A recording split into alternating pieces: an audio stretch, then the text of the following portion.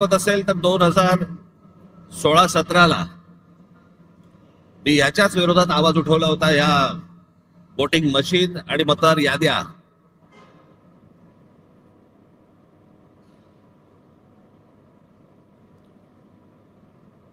त्यावेळेला आपल्या MIG क्लबमध्ये तिकडे पत्रकार परिषद पण झाली होती. सगळ्या पक्षाचे सगळे लोक पण तिकडे आले होते. पण त्यातल्या अनेकांना मी काय बोलतोय याचं गांभीर्यच नाही समजलं. आणि मग ज्या वेळेला प्रत्येकाच्या दरवाजावरती टकटक व्हायला लागली,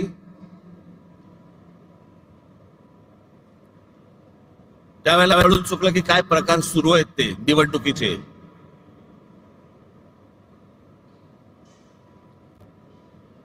आताही बघा, गेली विधानसभा झाली, 232 आमदार निवडून आले. 232.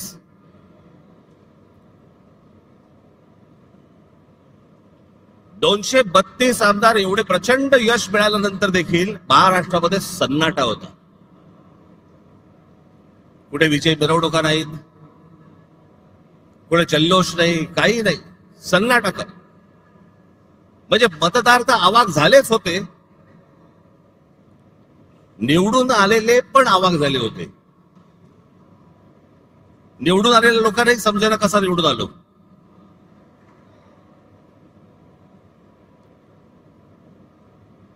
आणि मग सगळ्यांनाच कळलं की कशा प्रकारच्या निवडणुका चालल्यात या देशामध्ये, कशा प्रकारचे विजय प्राप्त होत आहेत, कशा प्रकारचं यश मिळत आहे. अनेक लोक म्हणतात की राज ठाकरेंच्या सभेला गर्दी होते पण ते मतामध्ये येत नाही. हे असं केलं तर कसं येईल ते मतामध्ये? आणि तेच चालू आहे. राज्यांमधले जे स्थानिक पक्ष आहेत त्यांना संपवणे, त्यांना मिटवून टाकणे आणि अशा मतदार याद्या तयार करायच्या, सगळी माणसं घुसवायची. मला तर आता कळलंय, अगदी खात्रीलायकरित्या समजलेली गोष्ट तुम्हाला सांगतो की आत्ताच्या या होणाऱ्या निवडणुकांना त्यांनी 1 जुलैला यादी बंद करून टाकली. त्याच्या अगोदर काही काम म्हणजे विधानसभेला तर होतेच भरलेले. त्याच्यानंतर जवळपास 96 लाख खोटे मतदार महाराष्ट्राच्या यादीत भरलेत. मुंबईमध्ये असेच 8-8.5 लाख, 10 लाख. ठाण्यामध्ये असेच 8-8.5 लाख. पुण्यामध्ये भरलेत, नाशिकमध्ये भरले, प्रत्येक शहरांमध्ये, प्रत्येक गावागावामध्ये भरलेले आहेत.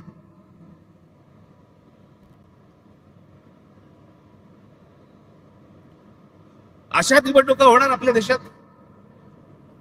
मग कशासाठी प्रचार करायचा, कशासाठी उमेदवार भरायच्या, कशासाठी निवडणुका लढायच्या, कशासाठी पैसे खर्च करायचे, कशासाठी मतदारांनी रांगेमध्ये उभं राहायचं आणि मतदान करायचं. अशा प्रकारच्या निवडणुका जर होत असतील तर हा संपूर्णपणे या महाराष्ट्रातल्या आणि देशातल्या मतदारांचा अपमान आहे.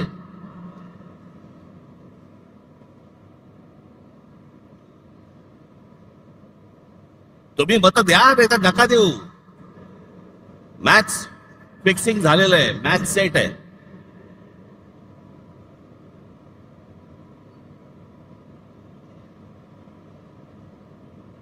अशा महाराष्ट्रामध्ये निवडणुका होणार. हे कोणत्या प्रकारचं षडयंत्र, ही कोणत्या प्रकारची लोकशाही आहे? आणि नंतर सांगायचं नाही नाही ह्यांचा एकही आमदार निवडून नाही आला, ह्यांचा एकही खासदार निवडून नाही आला. अरे येईल कसा?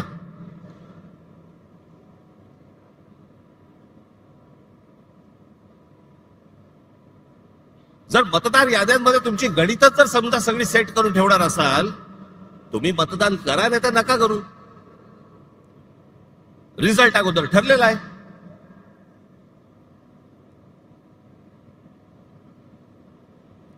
आणि आम्ही जे निवडणूक आयोगावरती बोलतोय, निवडणूक आयोगाला ह्या याद्या सुधारा म्हणून सांगतोय, मला समजत नाही सत्ताधारी पक्षाचे लोक का चिडतायत. लागतंय ना कुठेतरी.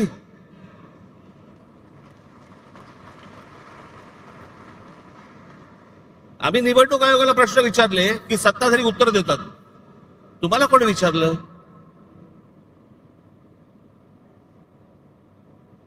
तुम्हाला वाटतंय, तुम्हाला राग येतोय कारण शेण खाऊन ठेवलंय.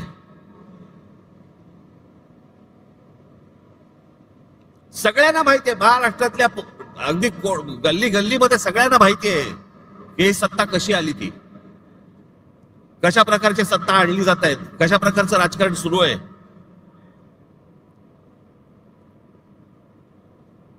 बरं, हीच माणसं विरोधी पक्षामध्ये होती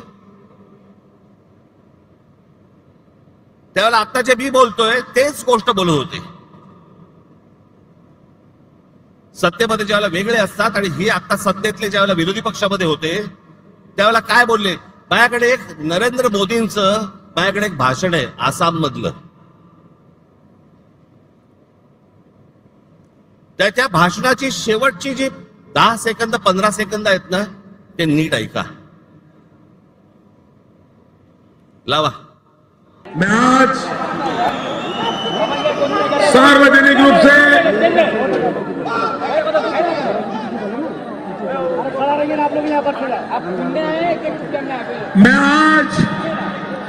आसनसोल की सभा में सार्वजनिक रूप से भारत के इलेक्शन कमीशन को गंभीर शिकायत कर रहा हूं और मैं चाहूंगा अगर इलेक्शन कमीशन एक एम्पायर के नाते निष्पक्ष भाव से आने वाले 2 दौर के चुनाव कराने की हिम्मत रखता है तो मेरी बात को इलेक्शन कमीशन ध्यान से सुने. यहां भी इलेक्शन कमीशन के जो प्रतिनिधि होंगे जो मेरा भाषण टाइप करते होंगे उनसे भी मेरा आग्रह है कि तुरंत मेरा भाषण इलेक्शन कमीशन को पहुंचाया जाए. इलेक्शन कमीशन अगर गुजरात में शांति से चुनाव होता है वो कोई इलेक्शन कमीशन की क्रेडिट में नहीं जाता है. अगर महाराष्ट्र में गुजरात शांति से चुनाव होता है क्रेडिट इलेक्शन कमीशन को नहीं जाती है. अगर शांति से चुनाव पूर्वी उत्तर प्रदेश में होते हैं, बिहार में होते हैं, बंगाल में होते हैं, कोई रिगिंग नहीं होता, कोई शिकायत नहीं होती, कोई हिंसा नहीं होती, तभी क्रेडिट इलेक्शन कमीशन को जाता है.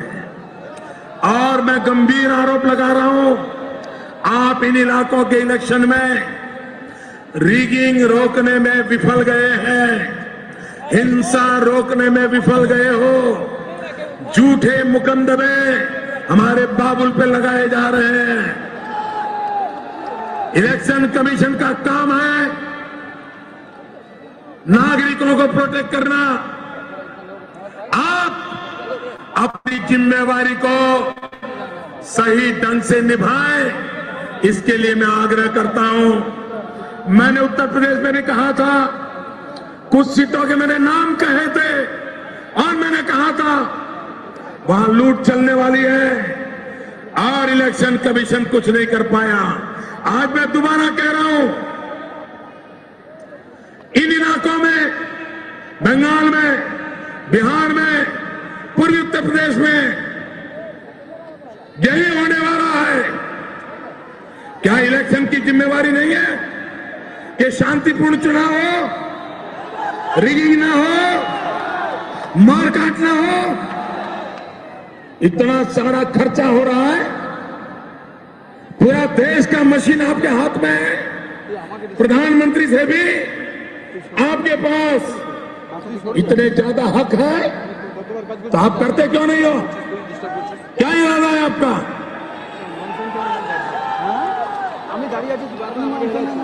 और मेरी इस बात से भी इलेक्शन को बुरा लगता है कमीशन को, तो एक और केस ठोकने की आपको इजाजत है. लेकिन निष्पक्ष चुनाव कराना ये आपकी जिम्मेवारी है. किस सरकार ने आपको बिठाया, कौन आपके मालिक है, उसके आधार पर इलेक्शन कमीशन काम नहीं कर सकता है.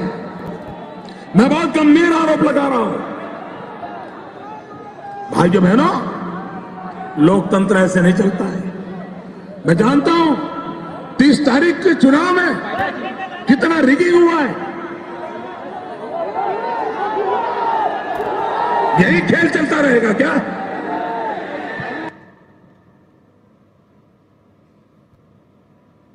मी काय वेगळं बोलतोय? त्यावेळेला ते गुजरातचे मुख्यमंत्री होते, त्यावेळेस त्यांचं भाषण आहे.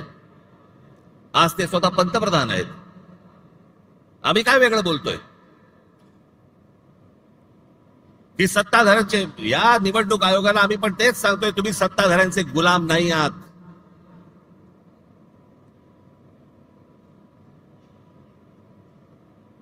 नरेंद्र मोदीजी त्यावेळेला म्हणत होते की तुम्ही सत्ताधाऱ्यांचे गुलाम नाही आहात. आम्ही आज तेच म्हणतोय.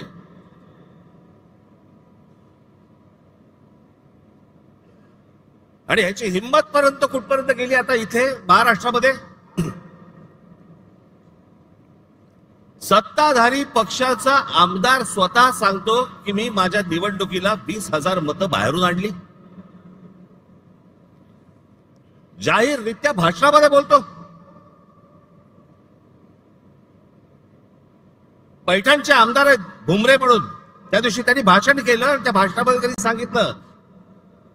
मग शिंदेनी त्याला काहीतरी डोळा मारला का काहीतरी केलं की दाढीवरनं हात फिरवला. मग लगेच तो बोलला नाही, जे बाहेर गेले होते, स्थलांतरित होते, त्यांना मी ऐकलं. बघा तुम्हीच तुमचंच बघा. पैठणचे आमदार विलास बापू भुमरे यांनी भाषणामध्ये बोलताना त्यांनी विधानसभा निवडणुकीत 20,000 मतदार हे बाहेरून आणले असं सांगितलं. मात्र शिंदे यांनी इशारा करताच विलास भुमरेंनी सारवासारव केली. मतदान बाहेरून आणलं म्हणजेच स्थलांतरित मतदार होते, त्यांना मतदान करण्यासाठी विधानसभेच्या वेळी आणलं असा खुलासा किंवा सारवासारव त्यांनी केली. त्यानंतर सभागृहामध्ये एकच हशा पिकला.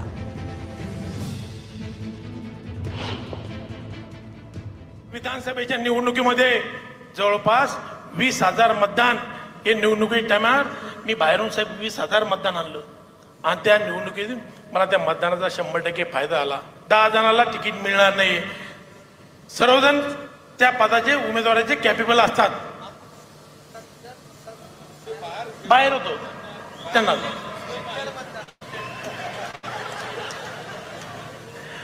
माझ्या मतदारसंघातलं 20,000 मतदार हे बाहेर स्थलांतरित होते. त्या लोकांना मी मतदानाच्या दिवशी घेऊन आलो असेल.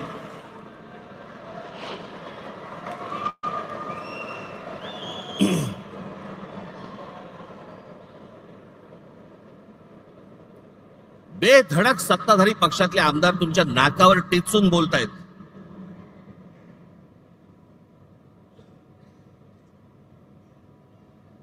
महाराष्ट्रातल्या सगळ्या मतदारांचा अपमान हे भर व्यासपीठावरती करतायत की आम्ही 20,000 मतदान बाहेरून आणलं. प्रत्येकाने सांगल्यात, त्यातच सत्ता उभी राहिली.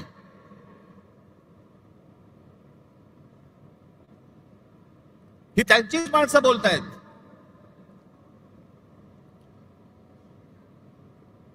आणि निवडणूक आयोगामध्ये घोळ आहे, निवडणूक आयोगाच्या यादीमध्ये घोळ आहे. हे बोलणारे कोण आहेत आता? आम्ही तर आहोत.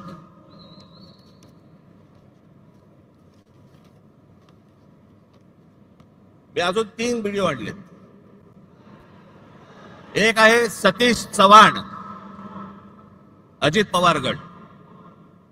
दुसरे आहेत संजय गायकवाड, एकनाथ शिंदे गट. आणि तिसरे आहेत मंदा म्हात्रे, हे भाजपचे आहेत. हे तिघेही आमदार आहेत. तिघेही आमदार आहेत. हे तिघेही काय बोलतात ते ऐका. या सगळ्या संदर्भात सत्ताधारी आमदारांनी नेमकं काय म्हटलंय बघूयात. गंगापूर विधानसभा मतदारसंघात जवळपास 36,000 नावे दुबार आलेली आहेत. खरं तर मतदार यादीपासून ते निवडणूक निकाल लागेपर्यंत सगळे काम पारदर्शकपणे पार पडण्याचं काम हे निवडणूक आयोगानं करणं अपेक्षित आहे. त्यांच्या डिप्टीला महसूल खात्याची मशिनरी असते, परंतु ही दुबार नावे शोधण्याचं काम हे राजकीय पक्षाचे कार्यकर्ते करू लागले. विशेषतः रांजणगाव शैलपुंजी सारख्या वसाहतीमध्ये मोठ्या संख्येने मतदानाची दुबार नावे आहेत. मयत झालेल्या एक प्रसिद्ध व्यक्ती आहे, माजी पंचायत समिती सदस्य गंगापूर, मयत होऊन 13 वर्षे झाले. नाव आहे लोकरे रघुनाथ रखमाजी, अजूनही नाव मतदार आहे. असे हजारो मैदानचे नाव या मतदार आहेत. बघा, मी बुलढाण्यामध्ये जवळपास कलेक्टर साहेबांना 4000 डबलची नावं ही बोगस असल्याचं आम्ही कळवलेलं आहे, लेखी कळवलेलं आहे. काल महाराष्ट्र राज्याचे निवडणूक आयोग दिनेश वाघोले साहेबांना मी फोन केला की अशा प्रकारचे बोगस नावं आहे आणि काही 30-30 वर्षापासूनचे लोक इथे राहून गेलेत, अधिकारी राहून गेलेत, त्यांचे देखील नावं तसेच आहेत आणि मृत्यू झालेले देखील. हा आकडा जिल्ह्यात जर विचार केला तर लाखापेक्षा अधिक हा आकडा आहे. आणि निवडणूक आयोग म्हणतो नाव काढू नका. अरे ही जी डबल नावं तुम्ही काय काढत नाही? असा कोणता या भारताचा कायदा आहे, कोणतं संविधान असतं की असे बोगस नावं तुम्ही कायम ठेवतात? मृत्यू पावलेल्यांची नावं तुम्ही टाकत नाही. 25 जुलैला तुम्ही सांगितले की नाव काढू पण नका पण टाकू नका. कालपर्यंत जे मुलं तरुण झाले, वयात आले, ज्यांना मतदानाचा अधिकार प्राप्त झाला, तुम्ही त्यांचा अधिकार हिसकून घेत नाहीये का? गेले 15-20 वर्ष जवळजवळ मी सातत्याने ही दुबार नावं असतील किंवा बोगस नावं असतील यासाठी मी कलेक्टर असतील, निवडणूक अधिकारी असतील यांच्याकडे प्रयत्न करत होते. ही ठराविक लोक असतात, ही पैसे घेऊन नोंदणी तर करतात आणि लोक इकडनं तिकडनं गावाकडनं आणून सकाळ सकाळ ते मतदान करूनही ते जातात. त्यामुळे उमेदवाराला त्याचा फटका बसू शकतो. हे सत्ताधारी पक्षाचे आमदार आहेत बरं का. आणि सत्ताधारी पक्षाचे आमदार असून देखील हे सांगतायत की बोगस मतदार भरलेले आहेत याद्यांमध्ये.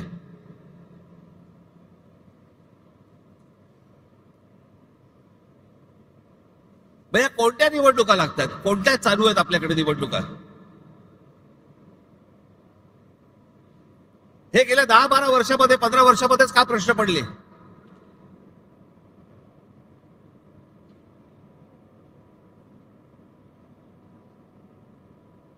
जी लोक आपले भाबडेपणाने मतदान करतायत, सकाळपासून उन्हातानामध्ये रांगेमध्ये उभे राहतायत, त्यांच्या मताला जर काही किंमत नसेल आणि अशाच प्रकारे जर समजा तुम्हाला आकडेवारी जुळवून जर समजा सत्ता मिळवायची असेल, कशासाठी निवडणुका करायच्यात?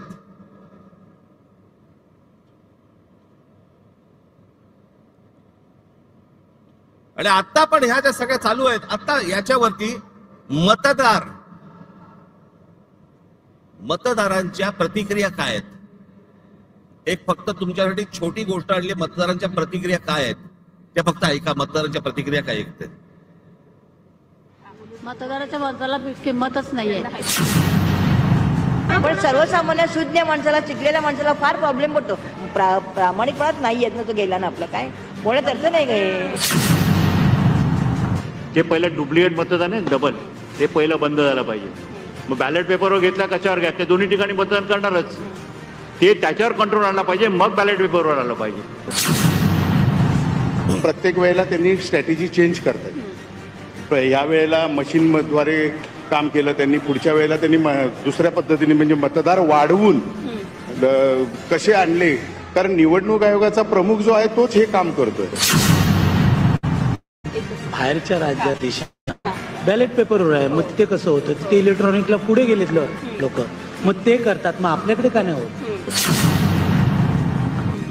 म्हणजे तुमचं एका घरामध्ये 36, 18 मतं कुठून येत आहेत? तर बॅलेट पेपरवर घ्या ना. बॅलेट पेपरवर घेतल्यानंतर कसं आहे, थोडक्यात ते पारदर्शक निवडणुका होतील असं मला वाटतं. आणि ती विरोधकाची मागणी अगदी योग्यच आहे आणि जनतेने, मतदारांनी पण त्या विरोधकांना साथ दिली पाहिजे असं मला वाटतं. ईव्हीएमचा लोकांवरचा विश्वास राहिलेला नाही. दिवशी इलेक्शनचा रिझल्ट लागला त्यावेळेला लिटरली मुंबईमध्ये सन्नाटा होता की कोणी या इलेक्शनचा रिझल्ट एक्सपेक्टच केला नव्हता. आणि हे फक्त मॅनिप्युलेशन्स करूनच पॉसिबल झालेलं आहे. मला वाटतं की पहिले जो काही घोळ आहे मतदार यादीत, तो सगळा घोळ निस्तरून त्याच्यानंतर भले 1 वर्ष लागलं तरी चालेल, पण सगळ्या मतदार याद्या क्लिअर करूनच नंतरच इलेक्शन झालं पाहिजे. आणि सगळे जे आता आहेत न्यायालयापासून सगळे विकत घेतलेले आहेत, त्याच्यामुळे त्याला इलाज नाही आहे. कारण आता फक्त जो जमाना होता, आता माझा पण 77 आहे, जो जमाना आमच्या होता आता माझ्या आता फक्त चोरी आणि सगळ्यांना निष्ठा विकलेली. बॅलेट पेपरवरती मी सांगितलं की नाही, बॅलेट पेपरवरतीच हवं तरच हा घोळ शकतो, नाही तर शक्य नाही.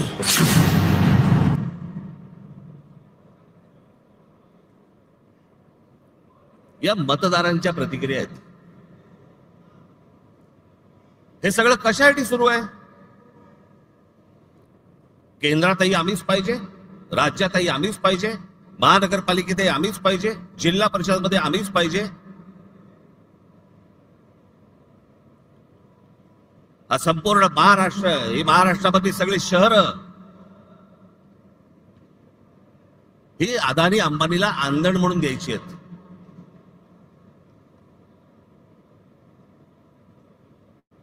मागे तुम्हाला सांगितलं होतं, त्या आपल्या मीरा भाईंदरच्या माझ्या सभेमध्ये मी सांगितलं होतं की काय चालू आहे आता यांचं.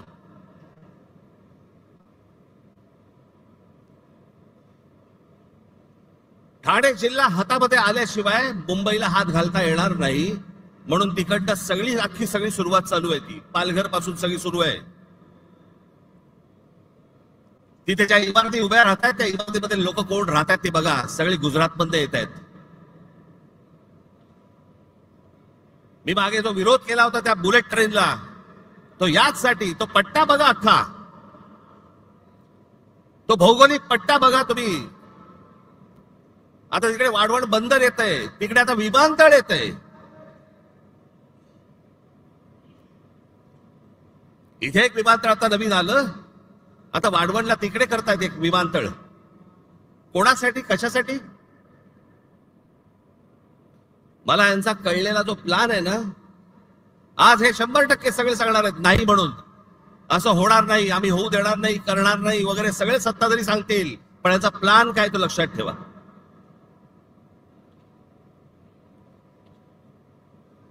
आता जे नवीन विमानतळ केलंय, हे आत्ता आपलं जे सांताक्रूजचं विमानतळ आहे, छत्रपती शिवाजी महाराज विमानतळ, अंधेरी सांताक्रूजचं, इकडनं आता ते आहे अडाणीच्या हातात. इकडनं सगळी ऑपरेशन्स आता हळूहळू कमी करणार आणि सगळी तिकडे नेणार नवी मुंबईला. इकडचा सगळा कार्गो काढणार आणि तो वाढवणला नेणार. आणि मग ती संपूर्ण जमीन अख्खी एकदा काहीतरी गुगल मॅप वर जाऊन बघा केवढी आहे ती, आणि मग ती अदानीच्या घशात घालणार.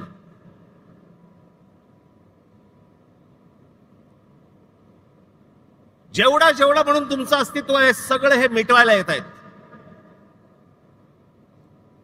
भारतीय जनता पक्षाला जे मतदान करणारे जे लोक आहेत ना, मराठी सगळे लोक, मला त्यांनाही सांगायचं आहे,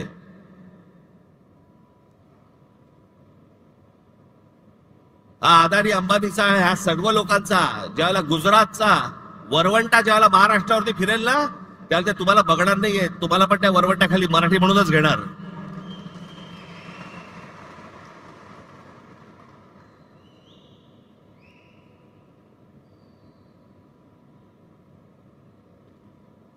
सगळ्या गोष्टींमध्ये अदानी. शस्त्र बनवायचे आहेत अदानी, बीज बनवायचे अदानी, टनेल बनवायचंय अदानी, रस्ता बनवायचा आहे अदानी, सगळं अदानी.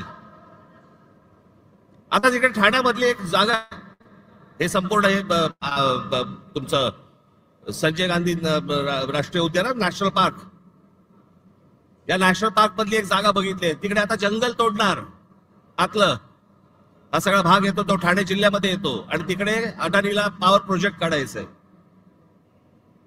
त्याच्यामुळे तिकडचे सगळे आता आदिवासी बिदिवासी सगळे जे लोक आहेत त्यांना हटवणार, तिकडे जंगल तोड करणार आणि पॉवर प्रोजेक्ट टाकणार.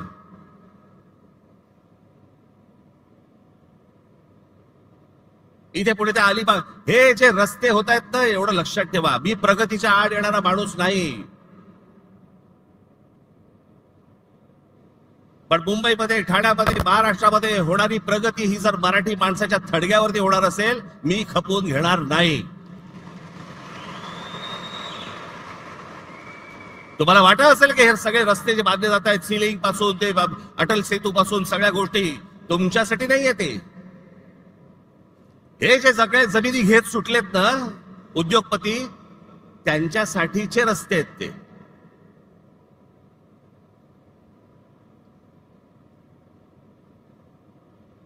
सगळ्या गोष्टींमध्ये हात घाला. नजर पडेल ते पाहिजे मला. जिथे नजर पडेल हे मला पाहिजे, हे मला पाहिजे, हे मला पाहिजे. आणि आमच्याकडे कुंपणच शेत खात आहे. आमचीच मराठी माणसं यांना जमिनी मिळवून देत आहेत.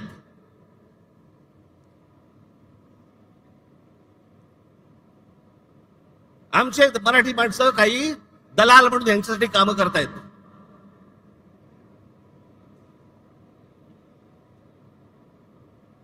केंद्र तर आहेच हातामध्ये, राज्य तर आहेच हातामध्ये.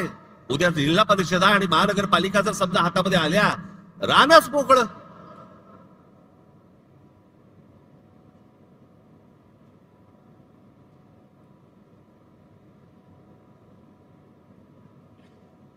हे काही सहज चालू नाहीये, हे सगळं प्लॅन्ड आहे. हे इतक्या वर्षापूर्वीची जे सगळ्या गोष्टी आहेत ना, ज्याच्यासाठी संयुक्त महाराष्ट्राचा लढा झाला,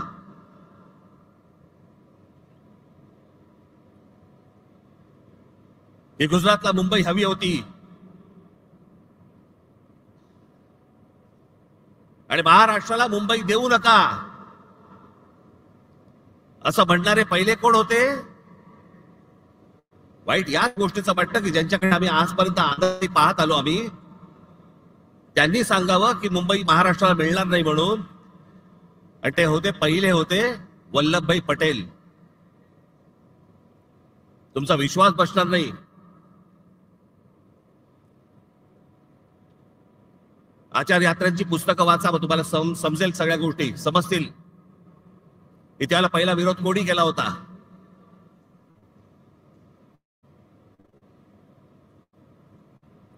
हे आत्ताच नाहीये, हे जुनं आहे.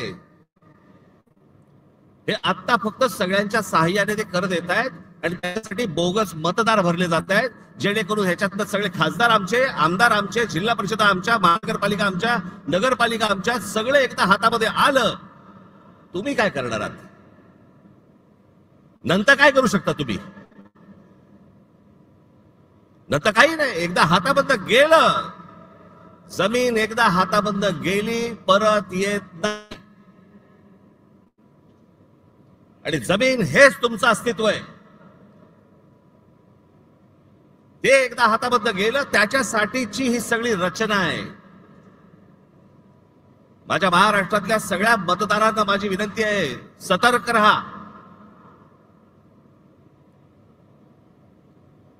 आणि म्हणून मी तुम्हाला आज सर्व यादी प्रमुखांना इथे जे मी बोलवलंय, सगळ्या गोष्टी टप्प्याटप्प्याने होणार, बरोबर होणार.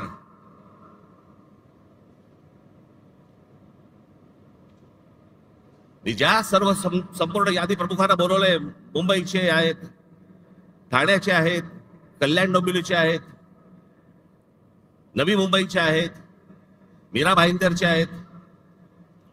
घराघरामध्ये जा. माझी मतदारांनाही माझी विनंती आहे की आमचे लोक ज्यावेळेला येतील, इतर सहयोगी पक्षांचे पण लोक ज्यावेळेला येतील, त्यांना सहकार्य करा. एका घरामध्ये 800 माणसं भरली जात आहेत, नावं दिली जात आहेत. 700 माणसं, 800 माणसं, 1000 माणसं, 500 माणसं, जे मतदार नाही आहेत. पण अशी सगळी खोटी नावं भरून हे निवडणुकांना सामोरं जायचं म्हणतात.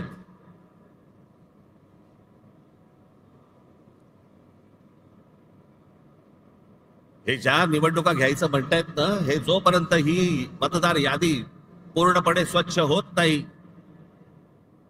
सर्व राजकीय पक्षांचं समाधान जोपर्यंत होत नाही, तोपर्यंत या महाराष्ट्रामध्ये निवडणुका घेऊनच दाखवा.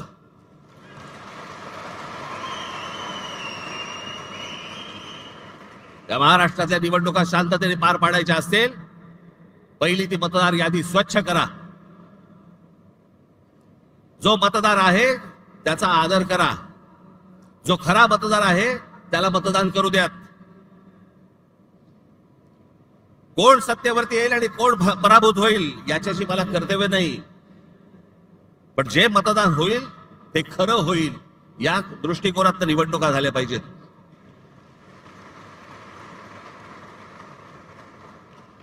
त्याच्यामुळे आता सर्व माझ्या यादी प्रमुख जे आहेत,